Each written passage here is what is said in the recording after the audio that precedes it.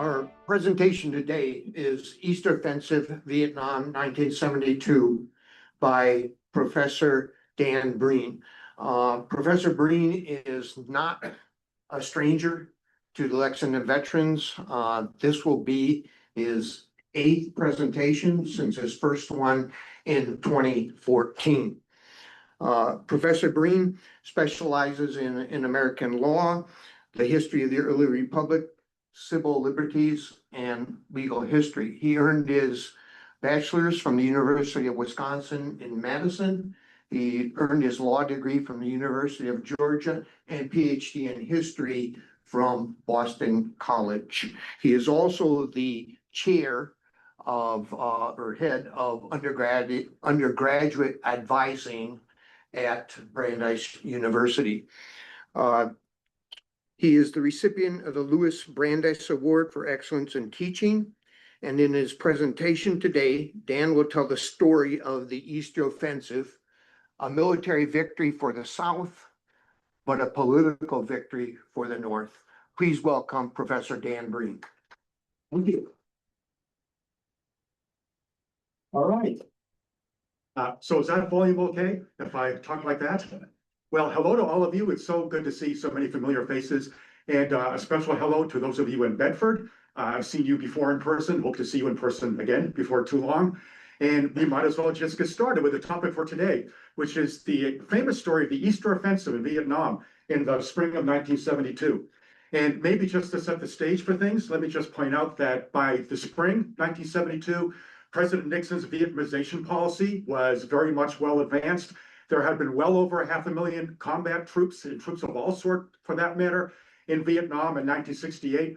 By 1972, there were a grand total of less than 70,000 American military personnel in South Vietnam. And of that 70,000, a fraction were combat troops. There were very few combat formations from the U.S. military in South Vietnam. There were about 6,000 of them. Some of them were stationed outside of Bien Hoa base, outside of Saigon. Those were in the 1st Cavalry Division, just a segment of that. And there were also a light brigade outside of Da Nang. But that was really about it. Hardly any combat troops left in South Vietnam. And all that presented a tantalizing opportunity for North Vietnam as Americans were being withdrawn from combat operations. The North Vietnamese had very closely observed the South Vietnamese military in 1971, when the military from South Vietnam went on an offensive in Laos. That offensive in 1971 had gone catastrophically wrong, as South Vietnamese commanders refused to risk their troops in very dangerous aggressive action in southern Laos. They withdrew their troops early before accomplishing much. They took a meaningless group of hovels called Chapone in southern Laos at the cost of about 107 Huey helicopters. And after that, this offensive, which we expected a great deal of, ground to a halt. And that taught the North Vietnamese what they thought was a conclusive lesson, that the ARVN, the Republic of South Vietnam Army, was probably finished as a combat force. And if that was true, and if the Americans were withdrawing, why not go on the attack in the spring of 1972 and maybe win the war, maybe get to Saigon itself? We were told, said one North Vietnamese officer, that not in 1,000 years would there be an opportunity so favorable to us. All they had to do in these days of American withdrawal and ARVN ineffectiveness was go on the offensive, and maybe in 1972, they would win the war.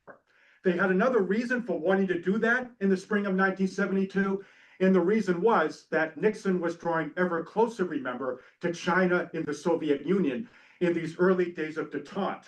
And what the North Vietnamese were afraid of was that the closer Nixon got to the Russians and the Chinese, the more the Russians and the Chinese would bring pressure on North Vietnam to cut a deal at the Paris peace talks, a deal that might not be as good as what they wanted. Before that could happen, they needed to change the situation on the battlefront, and that meant going on the offensive. And what they had was a pretty good plan.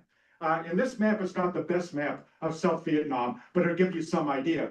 What they wanted to do was send most of their army, 13 of their 14 divisions, on the attack, over 200,000 men. And the idea would be to cross the demilitarized zone up there in the north, heading towards Quang Tri Way in the cities along the coast, They were going to send 30,000 men across the border on March 30th, T-55 tanks. And shortly after that, as we were occupied with trying to figure out what to do in the north across the DMZ, they were also going to send formations this way towards An Loc. And if they could get An Loc in that part of South Vietnam, Saigon itself was only 65 miles away.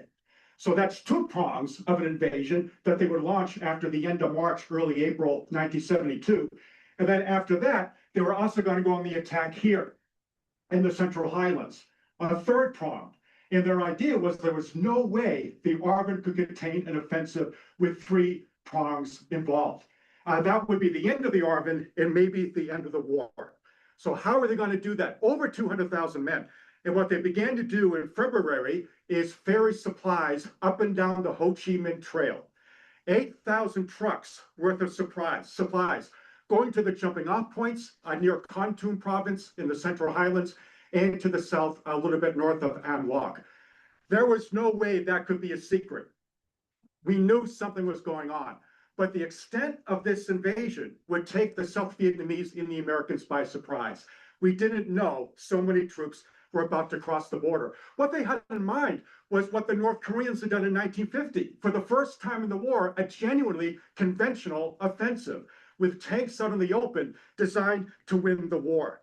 And that meant that in March 30th, 1972, Good Friday, it was still a bit of a surprise when the T-55s began crossing the border in the DMZ 2 days before Easter, threatening the provincial capital up there, Quang Tri itself. So that's where the first attacks came. March 30th, Good Friday, 1972, across the DMZ. And what they were faced with across the DMZ were a bunch of fire bases that had once been held by the Marines, now held by ARVN, South Vietnamese forces, called the Ring of Steel. And General Lam of the South Vietnamese Army said they'll never get through the Ring of Steel. They'll never get through those fire bases. He was wrong about that. One major fire base, now occupied by the South Vietnamese, Camp Carroll, surrendered without a fight, a little bit to the northwest of Quang Tri. 2,000 ARVN soldiers went into captivity in North Vietnam, along with 122 field pieces. The senior American advisor at Camp Carroll, Colonel Bill Camper, who had first gotten to Vietnam in 1964, refused to surrender. He got out on the last Chinook helicopter to make it out of Camp Carroll.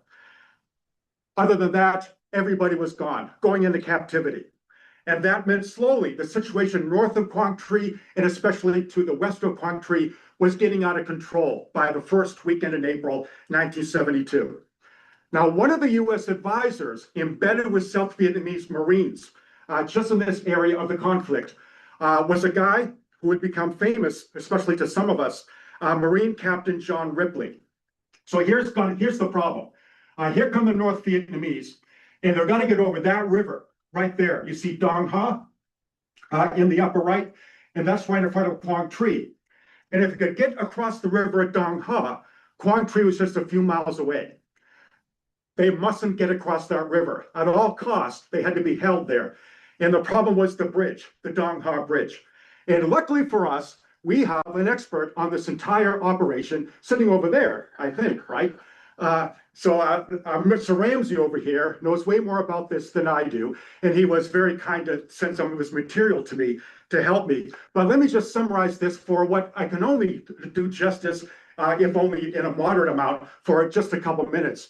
Now, you can correct me if I'm wrong, but what I understand to be true is that General Lam of the South Vietnamese Army, the ARVN, in this emergency, he didn't want to blow that bridge.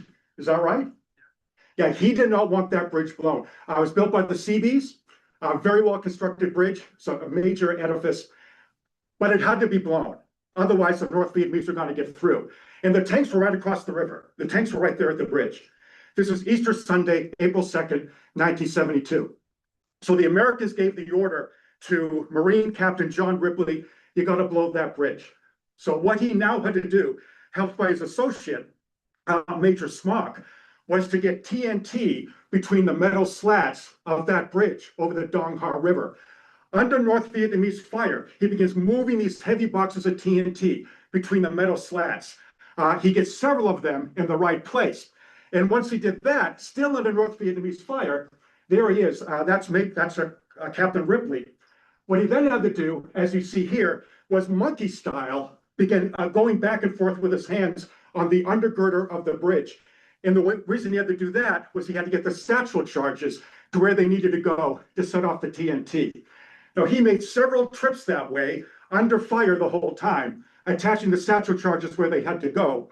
And when they were finally ready, after several hours of work, finally, they blew the bridge. And all they had to do was blow the southern part of it, not the whole thing. As long as they blew part of it, the tanks couldn't get across. One of the most marvelous single stories, I think, of the Vietnam War. And that saved Quang Tri for the time being. If they hadn't done that, Quang Tri might have fallen in the next few days, but they stopped the tanks at the river. US air power played a role, and the original North Vietnamese thrust across the DMZ at least was delayed that early April for the time being. They took fire bases, they curled around to the west. Quang Tri was threatened, but it was in no actual immediate danger, not for the next few weeks, partly because of this heroic action by Captain Ripley and Major Smock, his associate on the southern bank of the river. He got the Navy Cross for this, but just recently, the Senate has voted posthumously to award Captain, eventually Colonel Ripley, the Medal of Honor. So that's going to happen, right? It's going to get the Medal of Honor. I can't possibly do that episode justice, but you do. And your presentation is available if anybody wants to watch it, right? So go, please watch it. Okay, so that combined with sustained bombings by B-52s, slowed the NVA advance. When I say NVA, I mean North Vietnamese Army, outside of Quang Tri. But one thing the NVA did for the first time in the war, and this was a surprise, was wherever their major formations went, they now had surface-to-air missiles, which is something they hadn't done in South Vietnam before. So on the same day Captain Ripley was blowing up the southern part of the Dong Ha Bridge, an NVA missile struck and shot down a B-66 light bomber operating north of Quang Tri. The sole survivor from the bomber was a guy named Colonel Hamilton. That's Colonel Hamilton there on a stretcher a little bit after he was shot down, as we're about to see. So down he goes. He remained alive, sole survivor, but he's in the middle of about 30,000 NVA troops. He's obviously going to get captured. The higher-ups did not want him to get captured.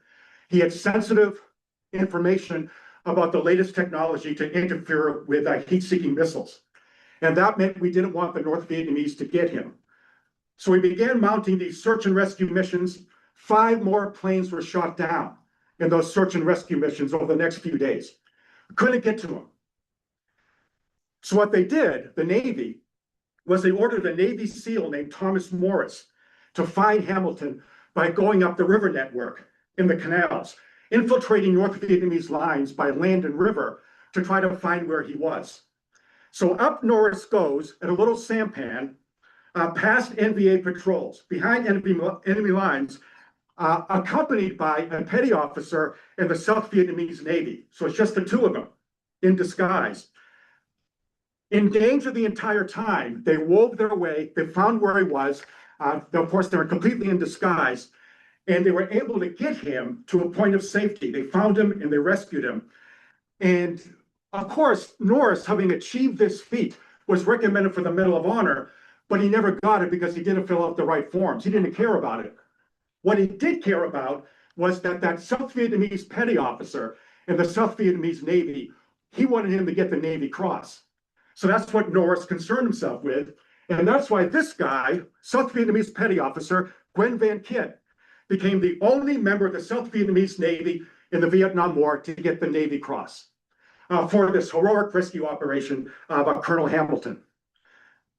He eventually did get the Medal of Honor, Norris did, because of another rescue mission a little bit later in which part of his skull was blown off by the North Vietnamese, but he survived and he did get the Medal of Honor. Now, meanwhile, while Norris was struggling up those rivers trying to find Colonel Hamilton, the North Vietnamese struck again.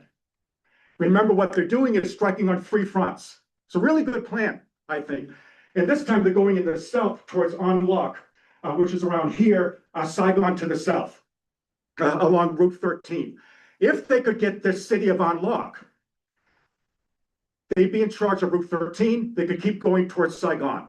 So at all costs, An Loc had to be held. The ARVN had significant formations there, but so did the NVA, and the NVA outnumbered them. So the attacks began to be made in early April, and very quickly, the NVA penetrated An Loc. They got into the city, and the ARVN forces were limited to trying to hold on in the southern part of An Loc, holding on for dear life.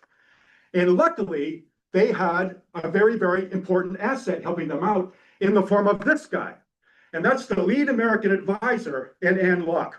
That's a guy named James Hawley Hollingsworth, a general. He's the advisor in An Loc. And he began calling down B-52 strikes wherever they had to go on North Vietnamese formations, relatively in the open, outside of An Loc, and even in some cases on the outskirts of the city. So hard-charging Texas guy, apparently afraid of nothing. He was used to danger like this. Back during World War II, he had been with the Third Army under Patton in the summer of 1944. And in that capacity, he was with a bunch of tankers with gas needed by the Third Army when the Germans went on the attack, and they blew up one of the trucks with gasoline, huge explosion everywhere. And there are several tankers, trucks behind that truck that had just exploded. Hollingsworth began jumping in the cabs of all those trucks. And while the fire was spreading, he nevertheless got the trucks to safety closer to the woods at great risk to himself, for which he won the first of 3 Distinguished Service Awards in his career, Distinguished Service Cross. So he was used to this kind of thing. And during these attacks on An Loc, he seemed to be everywhere. Wherever there was a point where the NVA threatened a breakthrough in the key strategic city of An Loc, Hollingsworth seemed to be there, calling down the B-52s where they had to go. It wasn't easy. By the end of April, with An Loc barely holding out, disease was beginning to spread, including cholera. Most of An Loc have been destroyed.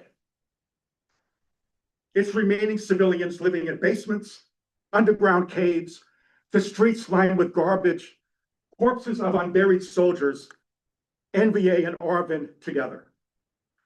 Meanwhile, the only way to supply the ARVN forces in An Loc was by the air. There's no way through, no way to get reinforcements by land. So that meant the C-130s began taking casualties, began being hit by those surface-to-air missiles as they tried to drop supplies into besieged An Loc. Eventually, what the C-130s had to do was go up to about 20,000 feet, and they began dropping supplies from a very high altitude through the halo method, high altitude, low opening. And what that meant was they dropped them really fast. Parachute wouldn't open until just before the land. And by the precision drops, they got supplies into the one open space in An Loc, still held by the South Vietnamese. It happened to be a soccer field. And they began dropping thousands of pounds a day in supplies, and that kept people supplied, that kept An Loc in business. And maybe, if you really come down to it, with the help of the B-52s, the Battle of An Loc might have been the ARVN's finest hour in the Vietnamese War. They held there with Hollingsworth's help. The NVA could never quite break through here, and this would be true throughout the offensives, partly because the air power of the United States, which was now inserted in a big way, would disrupt any attempt by the North Vietnamese to meaningfully resupply and reinforce the local successes they were beginning to have outside of Quang Tri, and especially here in An Loc. At one point, just about every single available B-52 in Southeast Asia was raining bombs around An Loc. But still, the North Vietnamese almost cut off the little ARVN perimeter in An Loc with their T-55s. They almost broke through, but they didn't quite do it, with Hollingsworth seemingly everywhere directing the defense. The battle went on in An Loc, this key strategic place, which the North Vietnamese were going to make their temporary capital in South Vietnam if they could capture the place. It went on for 66 days, and in the end, An Loc held. One of the last things to happen was a guy named Tallman, Richard Tallman, helicoptered into An Loc to see in the waning days of the battle if Hollingsworth needed anything else. And he was shot by one of the last North Vietnamese formations nearby, shot and killed. the last of 11 American generals to die in the Vietnam War. Hollingsworth survived. Eventually, he took over command of US forces in South Korea, and he is immortalized by a statue at Texas A&M, which you can go see if you want to, in College Station, Texas. And if you are one of the high-ranking cadets at Texas A&M, they always give you a pin reading Danger 79er, which was Hollingsworth's famous call sign. Everybody at Texas A&M knows Danger 79er, and they all remember Hollingsworth to this day. So An Loc had held out despite the odds, but the same could not be said for Quang Tri, a much bigger city up there near the DMZ in northern South Vietnam. And here, ARVN forces were under relentless pressure for a full month. Some units tried to defend Quang Tri, suffering 60% casualties to the north and to the west of the city. Hundreds of vehicles were lost. Constant US bombings took their toll of the North Vietnamese tanks and vehicles for the better part of a month. One by one, though, the fire bases were falling to the NVA. Civilians were fleeing south in panic on Highway 1, often scattering to either side of the road as the NVA rained artillery shells wherever they could find a target. Many of the residents of Quang Tri, there in the north of South Vietnam, were Catholics. They wanted nothing to do with the North Vietnamese. They got out as quickly as they could.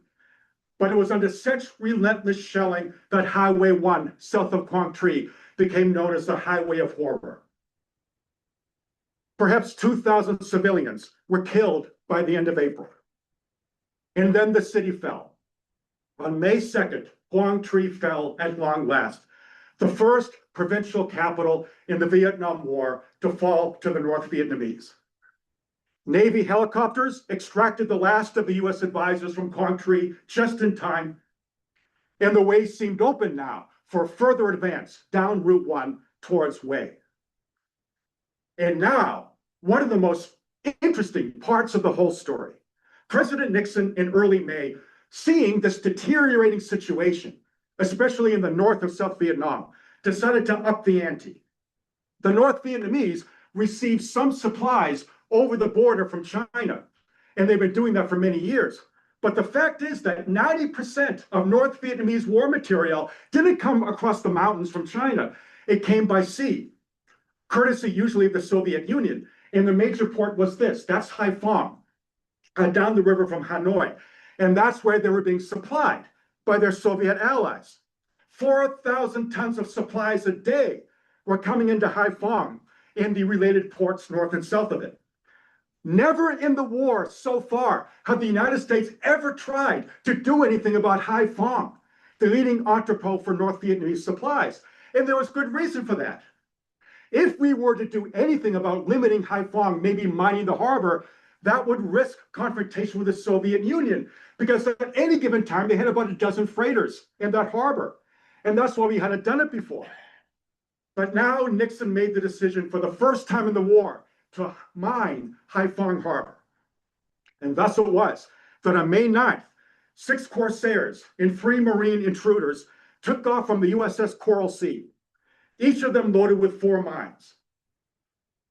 Because there were over a dozen Soviet vessels at that point in Haiphong, all of the mines were sent with 72-hour delays, so the Soviets would have time to get out of there.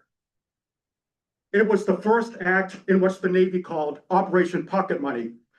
And before it was over, they laid 11,000 mines, not just in Haiphong, but up and down the coast, wherever there was any place to land supplies. That's a Corsair there. Now that's a lot of mines, 11,000 mines. Sounds like a lot until you consider the largest naval mine laying operation of all time, undertaken by the US Navy in the year was 1918, when the US Navy and the Royal Navy laid 72,000 mines in the North Sea. So that's the all-time record holder, but this was a lot too. Haiphong would be closed for over a year because of these mines. Wasn't really fully open until the end of the war. It was enormously risky. We risked a confrontation with the Soviet Union out of this, but Nixon took a gamble. And his gamble was the Soviets valued our détente, our cooperation, more than they did their North Vietnamese allies. And they were not going to risk a military confrontation with us over Haiphong. And he turned out to be right about that. Operation Pocket Money resulted in one of the most fascinating stories of the entire era. And not that many people know about this, which is why I'm going to tell you. 3 months after those mines were laid, so August 4th, 1972, guess what happened?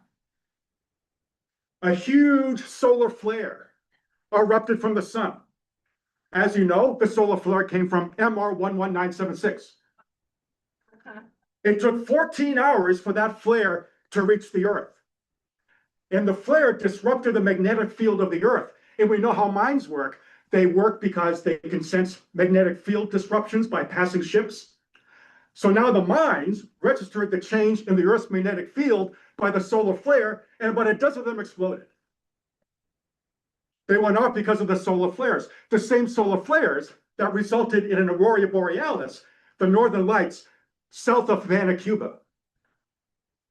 That meant the Navy, at enormous risk, had to go in and replace those mines. But they did. And they effectively ended all seaborne commerce to North Vietnam until the end of the war. Nixon also dramatically ramped up the air offensive over North Vietnam, famously telling the Air Force they think they've been bombed. They don't know what bombing is. We're going to show them. They're going to be bombed this time. And this was Operation Linebacker, the renewal of the bombing of North Vietnam after 4 years of a pause after 1968. Among other things, the bombing of the North intended to ratchet up pressure on the North Vietnamese to limit or halt this offensive, gave us the biggest dogfight of the entire war.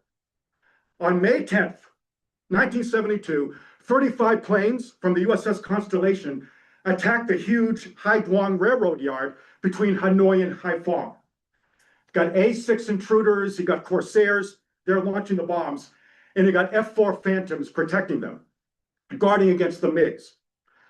The bombing was successful. On the way back to the Constellation, though, the flight was attacked by 20 MiGs. Up went the outnumbered Phantoms to meet them. And one of the Phantoms was piloted by Lieutenant Randall Duke Cunningham. That guy, the very morning of this flight, he got a Dear John letter from his wife. He was despondent.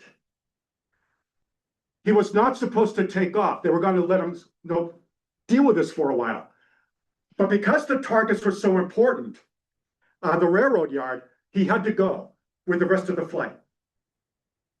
In this action, on the way back, piloting his Phantom, Duke Cunningham shot down one MiG with a Sidewinder missile, and then 2 more got in his tail. He eluded them, ascended to try to get a better view, came down, shot down another MiG, that's 2, and now he had to get back to the aircraft carrier. On the way back, following the rest of his comrades, however, another MiG was on his tail.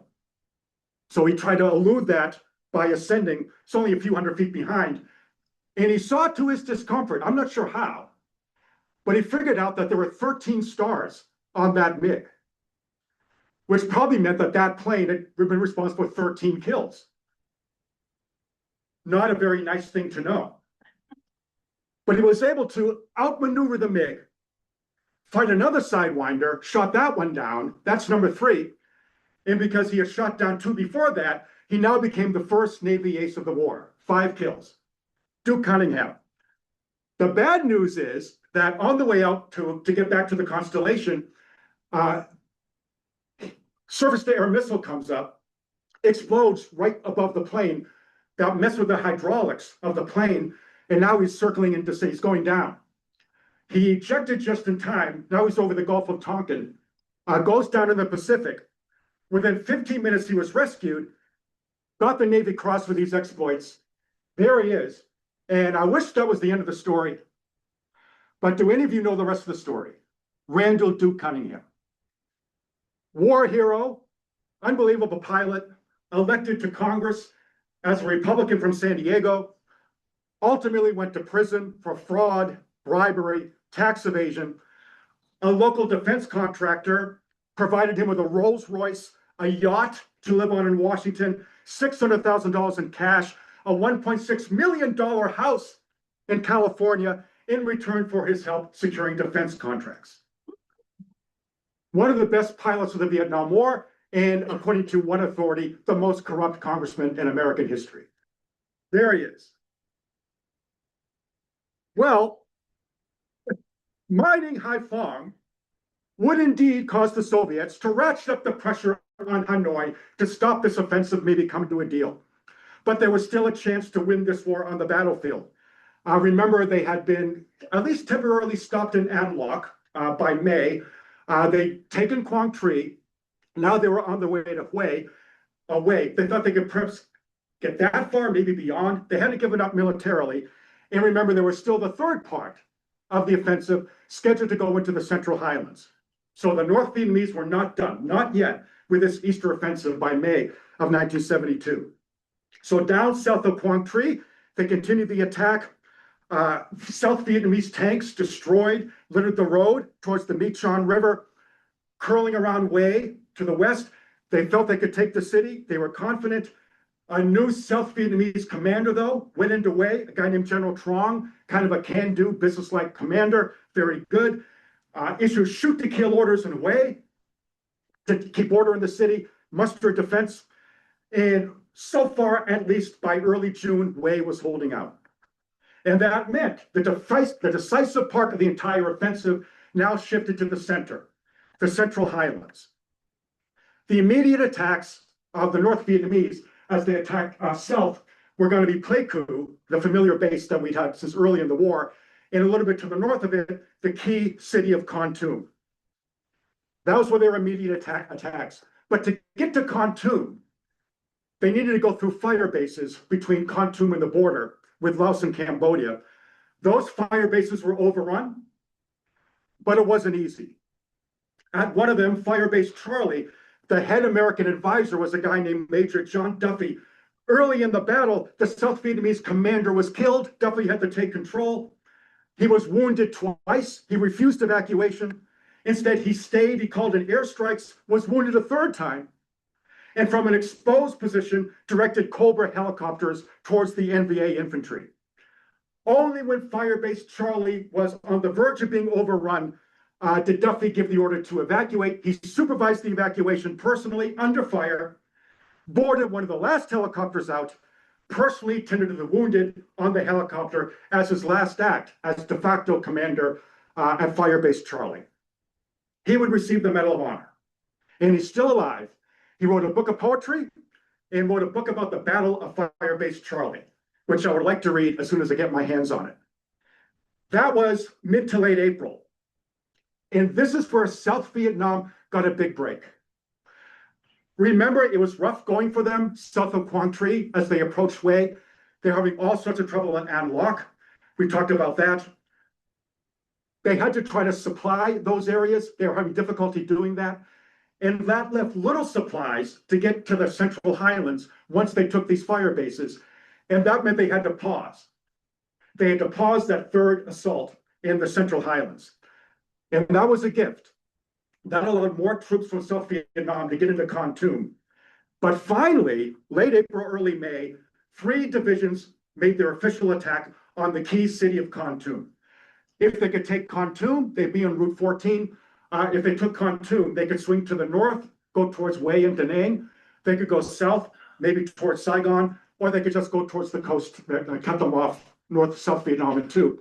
So they had to take Kon Tum, and the ARVN had to hold it at all costs. 50,000 men went on the attack. Standing in their way was the outnumbered 23rd ARVN Division, with little or no hope of reinforcement. But they had a secret weapon, and that's their weapon. One of the most remarkable officers of the 20th century, certainly one of the most remarkable in Vietnam, very famous Colonel John Paul Van. He got into Vietnam all the way back in 1961. He had quickly come to see that the Viet Cong in 1961 was winning the war, in large part because of the corruption and inefficiency of the South Vietnamese government. He further figured out that body counts being submitted by the South Vietnamese and American advisors were wildly inflated. They didn't tell an accurate story about how that war was going. He complained about it. He went to the higher ups with what he knew. And for his trouble and his honesty, he was reassigned from Vietnam. But luckily, General Creighton Abrams, in command of the MACV, Military Assistance Command Vietnam, General Abrams had a lot of confidence in Colonel Van, and he brought him back to Vietnam in 1971. So he was serving now as not a soldier, he was out of the army, he was serving as a member of US Aid. But there he was in Khartoum, acting as a US advisor. And that put him at the place where he needed to be to try to rally a defense at the most important single position now in all of South Vietnam. When the NVA attacked the village of Tan Con, just to the north of Khartoum, Van immediately got in a Huey, flew in, tried to rally ARVN forces personally, while at the same time evacuating civilians. It's a man of enormous energy. He made repeated trips to and from Tan Can, directing fire, evacuating 50 wounded men at such personal risk that he was awarded the Distinguished Service Cross, the first technical civilian ever to get the Distinguished Service Cross from the US military. But he wasn't done. After the fall of Tan Can, all that's remaining in the way now is Khartoum. Van took command of ARVN forces in Khartoum, and as the NVA approached, he directed hundreds of B-52 sorties on their forces, and the B-52s would come in close. He would direct them close to where the ARVN was, and the ARVN soldiers described the sensation like the rib cages were collapsing because of the pressure of those B-52 drops. By the way, in May of 1972, B-52s from all over the Pacific and Thailand, they mounted 2,300 separate sorties in May alone, and a lot of them now here in Khartoum. The other thing Van had going for him in the Battle of Khartoum was not just pretty strong ARVN forces that were motivated, that he helped motivate, but also the fact that the helicopters he had access to, US helicopters going into the attack, they were now equipped with TOW missiles. And for the first time in the war, helicopters were firing missiles at North Vietnamese T-54s and T-55s. And that helped. The NVA began to lose tanks and began to lose a lot of them. Still, they got closer to Khartoum. By May 19th, the battle was raging back and forth in the town itself. The only thing that kept it from falling now were relentless B-52 attacks, so many that Colonel Van became known as Mr. B-52. Khartoum itself, there it is from the air, was little more than a ruin by mid-May, worse than An Loc, filled with decaying corpses in the streets, a blasted landscape, hardly any meaningful structure undamaged. By May 25th, most of the city was in NVA hands. Van contacted General Abrams and told him that it was now or never. All available bombing assets now had to be concentrated on Khartoum. Otherwise, the city was doomed.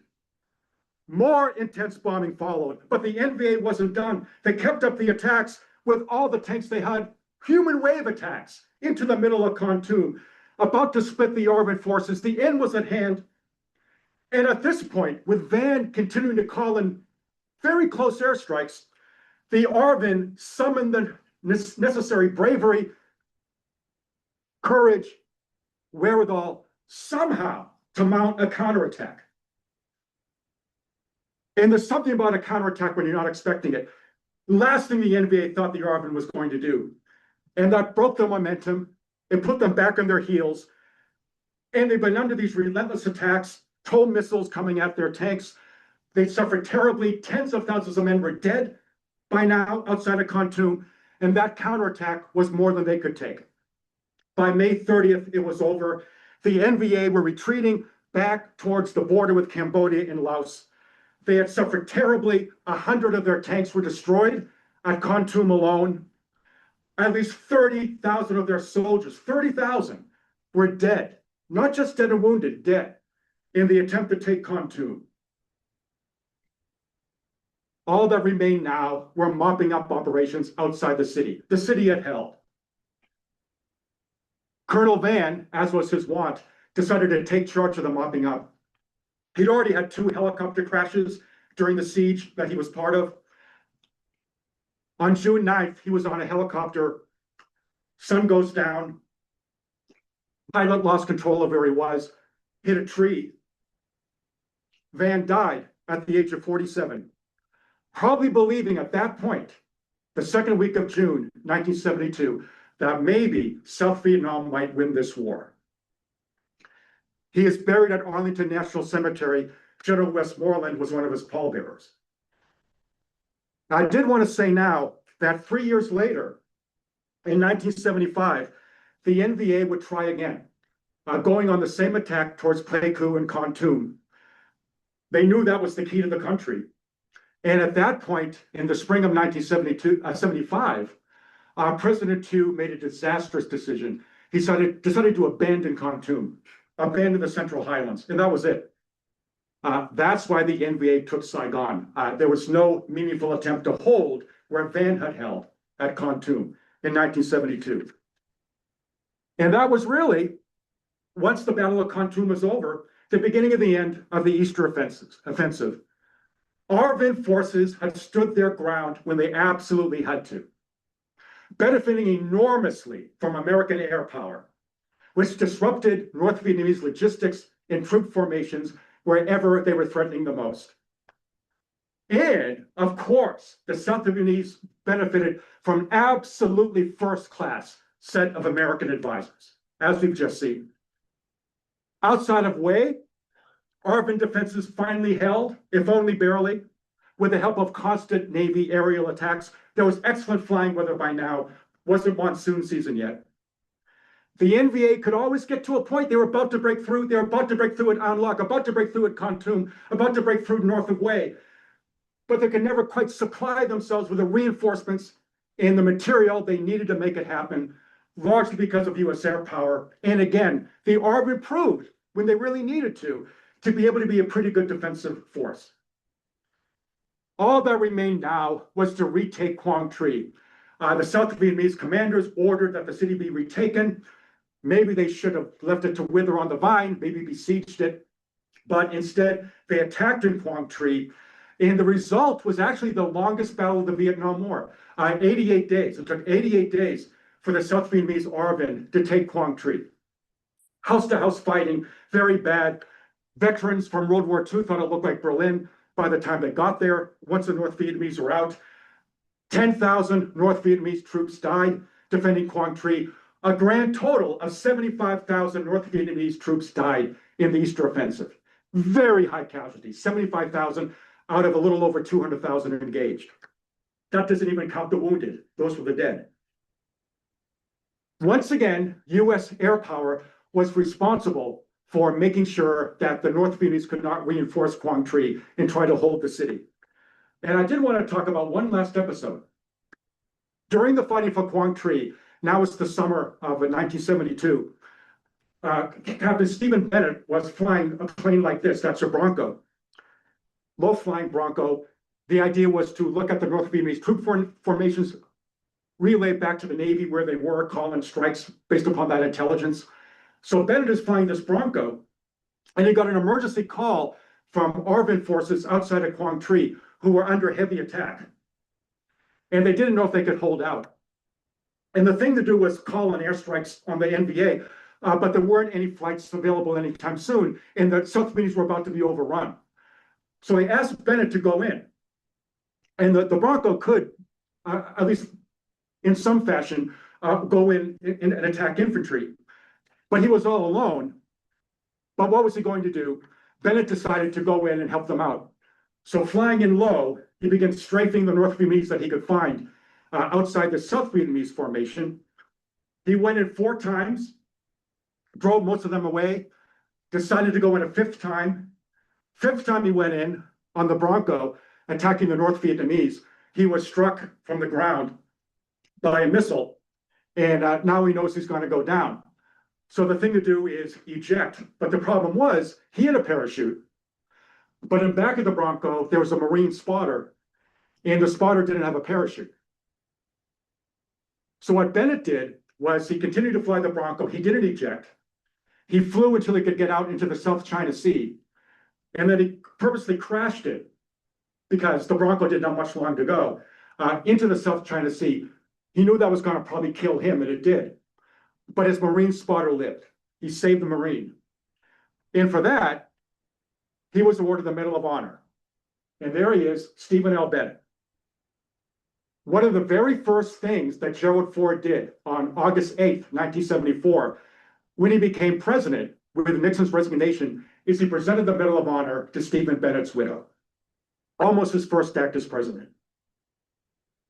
And that brings me to a conclusion of the Easter Offensive. Militarily, it was a disaster for North Vietnam. The third consecutive big disaster. The Tet Offensive had not worked. The attacks on Khe Sanh, the famous Marine perimeter, had not worked. This hadn't worked either. South Vietnam had survived, and the North Vietnamese had suffered about 7 times the casualties as the Army in South Vietnam. They had learned all the wrong lessons from the failed ARVN offensive in 1971. The fact was the ARVN could fight very well on the defensive and with US advising and US air support. And that, of course, made the difference in the offensive. The problem was, though, for North Vietnam, they had made a terrible mistake in 1972. They had done something you should never do. They had played to the strengths of their opponent, and our strength was air power. And once their troops were out in the open, formations we could see, the result was all too predictable. But they learned the right political lesson from this, and that was that if the US were out of the war, then it was much more likely they could defeat the ARVN. The ARVN had lost many of their good officers in 1972. They still had a lot of men, but if the US was not equipping them, if the advisors weren't there, if the air power wasn't there, maybe then something like 1972 could succeed. So what they did was they agreed, of course, to the ceasefire, the Treaty of 1973. And in that treaty, Nixon and Kissinger were so eager to get out of Vietnam. In that treaty, the North Vietnamese were able to continue to occupy these little areas along the border that they still had after the failure of their 1972 offensive. And because they still occupied these territories, it's a terrible deal from our perspective, because they still occupied them, they had really good jumping off points to go on the offensive in 1975. And without air power, without resupply from the US, badly paid South Vietnamese troops, an economy ravaged by inflation, terrible military decisions, abandoning the Central Highlands way too soon. Finally, in 1975, South Vietnam was able to do what they had hoped to do in 1972. They took Saigon and they won the war. And if that great victory by North Vietnam tends to obscure the memory of the Easter Offensive of 1972. But I think we should remember the heroism of many formations of the ARVN, and particularly some of the advisors and many others that I wasn't able to talk about in an episode of US military history that ought to be remembered more than it is. So that will conclude our presentation today. Thank you for your attention. Thank you very much. Oh yeah, if there's any questions, I'd be happy to field them. We have a few experts too who can help if I can't. Go ahead. Thank you very much, Dan. Who wants to go first? Oh, there's a couple in the back.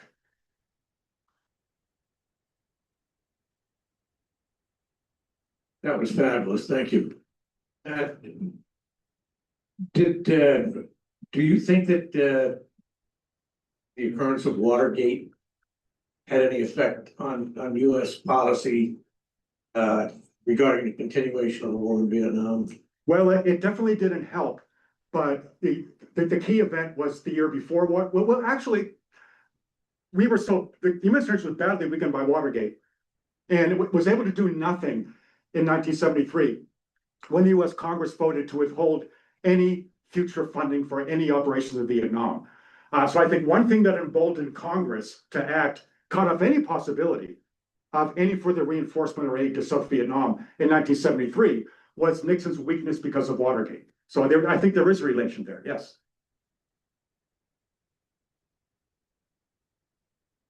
I served on Coral Sea, not during the incident you talked about, but it was Queen of the Fleet in 1950. Yeah, I've heard that. Yeah, very but aged by then. Anyway, the way you characterize and its history, the North Vietnamese were not able in this Easter offensive because of much of our help. But I wonder ultimately, didn't we back the wrong horse?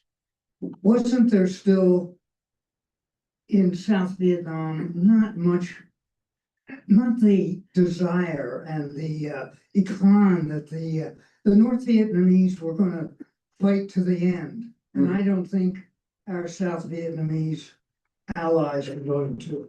Well, there was certainly far more of a will to fight this war to victory, meaningful victory with a unified Vietnam under their control in Hanoi than there was in Saigon. That's certainly true.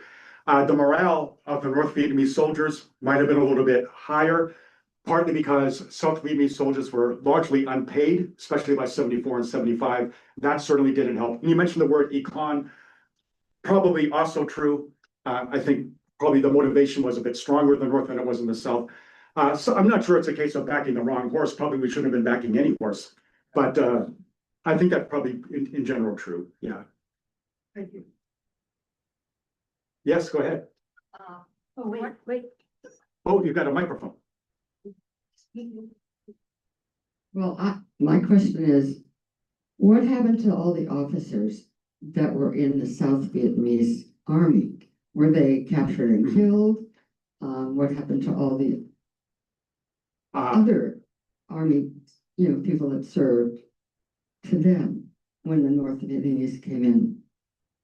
The North Vietnamese couldn't imprison everybody in the army. Right. So most of them did escape any kind of a long-term imprisonment. They faded back into their villages. They did the best they could. They kept a very low profile as long as they could. As far as the officers were concerned, they either got to the US, they disguised themselves, they were able to go incognito for as long as they needed to do. Many of them, however, were taken into captivity. They weren't all killed. Some of the higher ups were. But what they were looking at was extended prison stays. And if they lived through it, they got out. Probably didn't have a whole lot of advantages after that. But they did have to go through meaningful re-education, as North Vietnam called it. And what I don't even know is, why was there a North Vietnam and a South Vietnam? What divided them? Yeah, What caused the division? There was very little historical precedent for that. That the reason there was a North and a South was that the conditions of the French exit from Indochina was that there would temporarily be a division of the country until some kind of unified elections could be held for a unified government. So it was always supposed to be temporary. There was a ceasefire in 54 that the French recognized and that the North Vietnamese recognized, but eventually we persuaded the South Vietnamese to turn their back on. And so instead of a temporary division, we wanted it to be permanent.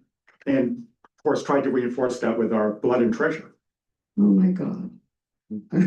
America Yeah. really has done a lot of damage.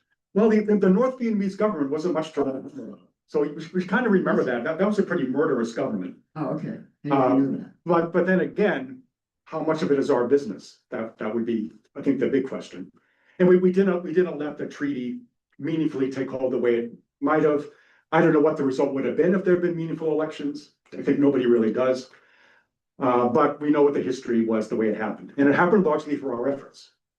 What happened to the division between Laos and Cambodia? Oh, that's still there. Did yeah.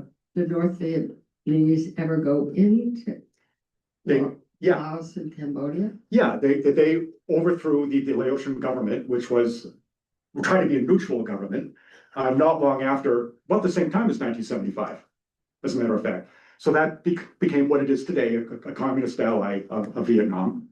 Okay. Yeah, the same Cambodia fell from our perspective about the same time, the spring of 75. Okay, that's what I was wondering. Thank Yeah. you. Mhm. Great questions. Yeah. Oh, another one. Hang on, Phil. Yeah. What led to your interest in this subject? I don't know. When I'm at Brandeis, I have to teach law stuff. I don't get to teach as much history as I like my degrees in history. So I guess like anybody who likes history, I read a lot, and I was never able to talk about this to any audience. And I thought you might be a good one. So I thought, well, why not try this? That's, I have to tell you a little tidbit about Dan. You know, he's been with us. This is his 8th visit. Your undergraduate concentration in history was the Civil War, right? it was 20th century American legal history. I like the Civil War to talk about, but 20th century American legal history. yeah, But you told me once that your favorite topic was that's right. World War II. You said you loved World War II. I think pretty close Civil War and World War II. They're 50-50. My favorite one. But he'll talk about anything. I mean, here he is talking about Vietnam, and we've had him talk about just about every conflict the United States has been involved in. Remember, we had a nice presentation. Remember that on the B-17s that I gave years ago? I love that one. I've Yeah, never given that anywhere else. he'll do anything. Yeah. The guy's a magician. You know, I'm gonna hold you off for a moment, Phil. I would like to continue the discussion on Captain Ripley, the Dong Ha Bridge. Remember, we saw what a hero Captain Ripley was, all by himself Yeah, on the he's the bridge expert. planting the explosions. So it turns out that there's the rest of the story about Captain Ripley. And if Jim Ramsey wouldn't mind, is it okay? Yes, of Tell course. us what became of Captain Ripley? This, Jim is the in-house expert. Well, let's see, what became of Captain Ripley? He became a colonel in the Marine Corps. Well, the good news is, I mean, Dan mentioned it, the Senate, he got the Navy Cross at the time of blowing up the Dong Ha Bridge. But I guess a lot of support, probably had support from the beginning to get the Medal of Honor. But I guess somehow that got built up and built up. Exactly how, I have no idea. But anyway, Congress recently approved it. So at some point, his family will receive the Medal of Honor when it happens. I was interested in this story. I mean, I gave the talk back in 2019. And the reason I was interested in it mainly was because the bridge that he blew up was the bridge that the CB battalion that I was with built 3 years earlier in 1969. So I knew about that bridge. I read about Ripley's death, the bridge. I finally put it together, and so I thought it was the story I should tell. But it's great that he got the Medal of Honor. So, Mhm. Yeah. And Quite marvelous. while we're on the topic, you raised a really good question in your presentation, which is hours went by where Ripley was putting this TNT in place. Why didn't the North Vietnamese just dash across the bridge? There were South Vietnamese Marines on the other bank, but they were outnumbered by the North Vietnamese. North Vietnamese have these tanks, so why not try to cross the bridge? That's what we did at the Ludendorff Bridge at Remagen. They got Lieutenant Timmerman, just dashed across the bridge at great personal risk. Didn't hesitate, took the bridge across the Rhine. So why didn't the North Vietnamese do that? And I think during your presentation, you might have suggested, I think that maybe the lower level guys, platoon leaders, didn't have the right sense of personal initiative that platoon leaders might in the US, Marines and Army. Here's our chance, we got to do it now, we're not going to wait for orders. I think they were waiting for orders. And so they missed their chance. And Ripley was able to blow the bridge. Would you say that's accurate? yeah, I think that is accurate.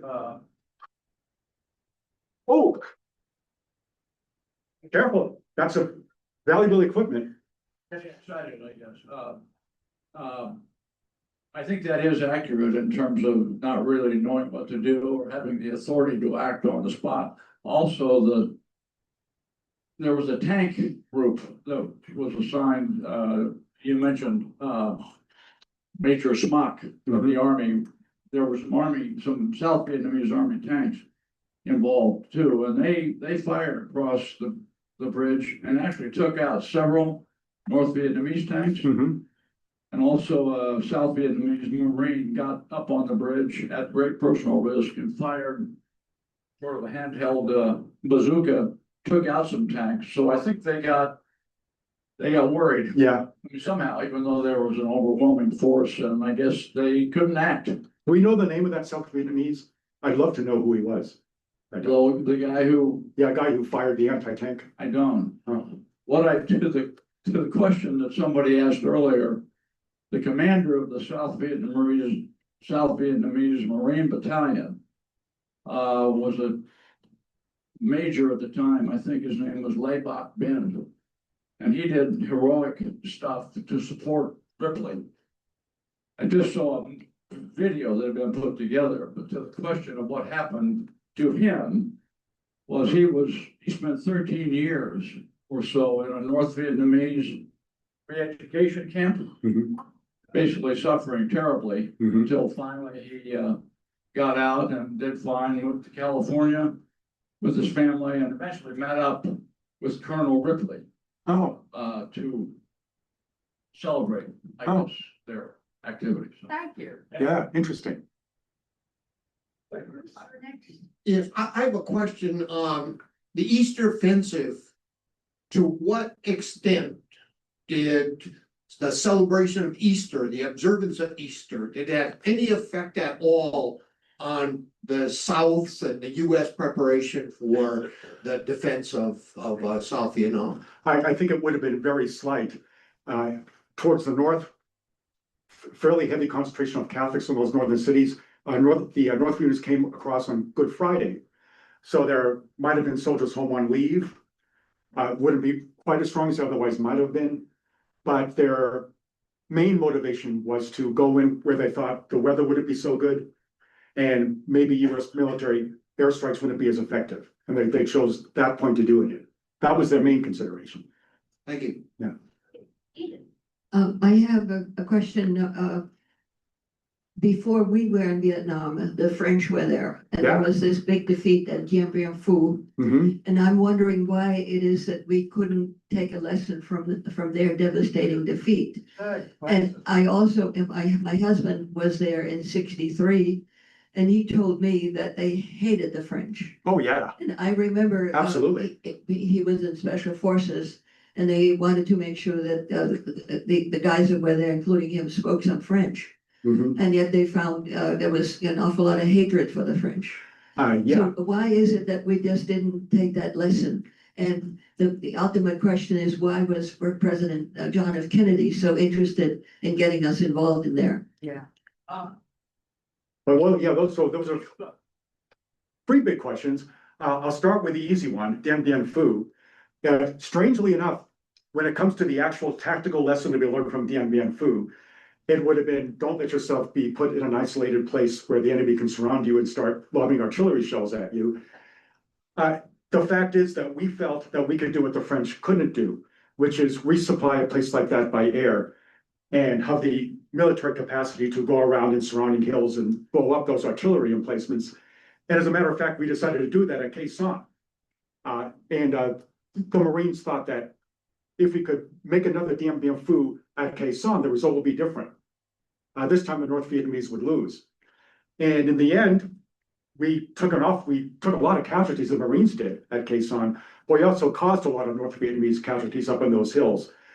And by the time Operation Pegasus happened to relieve the Marines at Khe Sanh, that the general idea among the higher levels of the staff was we took enough casualties so that we could afford to abandon the base.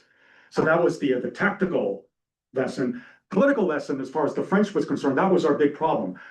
We were viewed as stepping into the shoes of the French, and they were detested, absolutely detested by almost everybody. The Catholic community, not so much, but a lot of others did. No love lost about the French were cruel occupiers, and they always had been. And so that was something, a mantle of associated with the French that was going to, in the end, doom our efforts, I think, to win hearts and minds. The miraculous thing about Vietnam to me is that towards the end under Creighton Abrams, we were doing better at winning hearts and minds. Despite that, we're actually making progress in that area. But for most of the war, that was going to be a big albatross and on our backs. As far as Kennedy was concerned, we'll never know. He had a domestic agenda. He didn't want to look weak across the world. to achieve that domestic agenda. He thought that meant at least trying to prop up South Vietnam as long as he could. What we'll never know is what he would have done after November of 1963. There's evidence that he probably wanted to get to the election, 1964, and then probably withdraw the troops. That wouldn't have been a hard thing to do. We could have said, we did what we could. This government is not worthy of our efforts. It's not worthy to send kids to die for that government. It's time to go. Maybe he thought if he'd won the 64 election, he'd be in a position of political strength where he could do that. We'll never know exactly, but we do know his famous phrase that he worried about with Vietnam. He said that when it comes to a place like Vietnam, when it comes to this effort, it's like taking a drink. You're gonna have one drink, so we'll send some advisors in. Well, the effect wears off. Now we have another drink. We'll send more advisors in. This time we'll have an air base. Now they attack the air base. Now we need another drink. We got people to protect the air base. Now we got the Marines, we got the Army, and he felt that was what Vietnam would be like, and he was right about that. What would we have done though? I'll never know. Yeah. Typically outstanding. Thank you so much. Was there a relationship between the Bay of Pigs and the initial showing up in Vietnam? Well, yeah, he looked weak and incompetent after Bay. It wasn't his operation, wasn't his idea, but he couldn't avoid looking not so good and weak after the Bay of Pigs. So the calculus probably was strengthened by that. We can go win something. We got to win something. Maybe this is the place. And he was getting bad intel, as we would through most of the war by those on the ground. So maybe he was a bit slightly more confident about that than he should have been. But I think if I had to guess, I wouldn't be surprised if he did not take the decision Johnson did, which was to send in those Marines at Da Nang in the summer of '65. I think. Wait, yeah.